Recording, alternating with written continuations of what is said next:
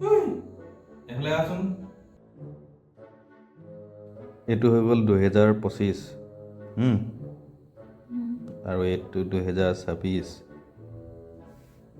এইটো যদি আমি উল্টা কৰি দিওঁ 5 2 এইটো হ'ল, আৰু যদি এইটো উল্টা কৰি দিওঁ তেতিয়া এইটো হ'ব।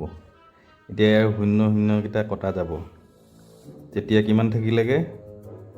5 2 2 প্লাছ মানে এইফালে যদি থওঁ এইফালে 2 দুটা থাকিলে, আৰু এই 2 দুটা আমি যোগ কৰিম আৰু 5কেইটা এক্সট্ৰাকৈ লৈ আহিম।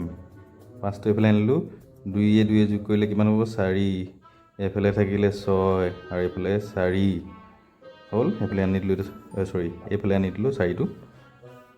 তাৰপিছত হৈ গ'ল, এতিয়া এই দুটা যোগ কৰি পিনে আমি 5 আৰু 4 যোগ কৰিম 9, আৰু 9 এইপিনে 4 আৰু 10, 4 আৰু 6 যোগ কৰিম 10 হ'ল।